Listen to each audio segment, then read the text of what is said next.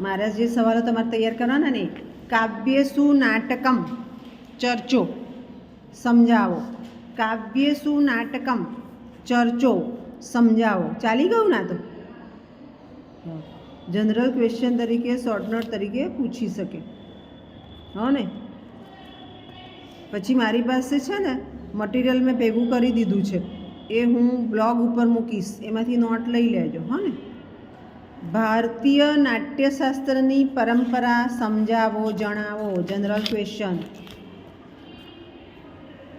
ભારતીય નાટ્યશાસ્ત્રની પરંપરા સમજાવો, જણાવો.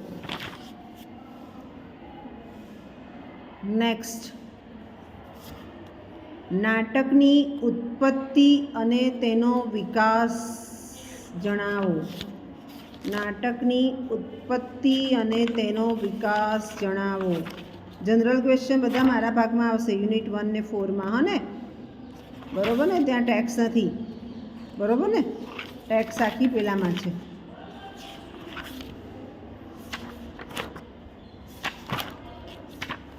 પછી કંઈક તમે બોલ્યા ને વિશ્વનાથનું, એ શું બોલ્યા મને કહો જરા.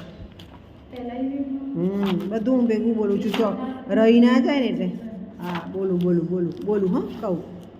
ચાલો, એ સવાલ પણ છે. આ બધા જનરલ પ્રશ્નો થયા. હા ને?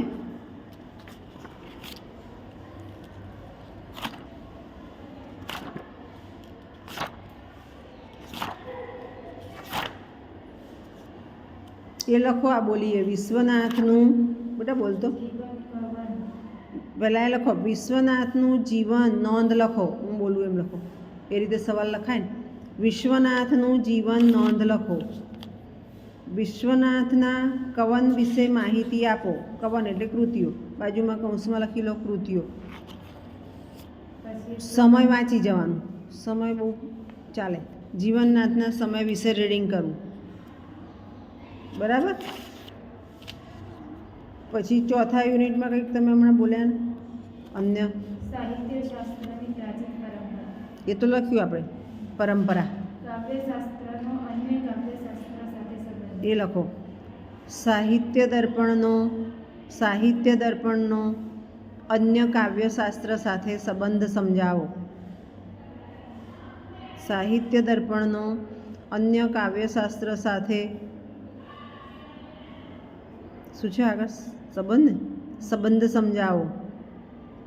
એટલે એ બંને વચ્ચે શું છે જોવાનું. ખબર પડી? આટલા સવાલો આપણા ભાગમાં આવે છે. કોર્સ ટૂંકો છે. ફરી બોલી જા તો બેટા, એક એક સવાલ તો મને યાદ રહે. હા, એ થઈ ગયો. પછી ભારતીય નાટ્યશાસ્ત્રની પરંપરા સમજાવો. રાઈટ, એ જનરલ ક્વેશ્ચન. હા ને? પછી નાટકની ઉત્પત્તિ અને તેનો વિકાસ જણાવો. વિશ્વનાથનું જીવન નોંધ લખો. વિશ્વનાથના કવન વિશે માહિતી આપો. કવન એટલે કૃતિઓ. હો ને? હા.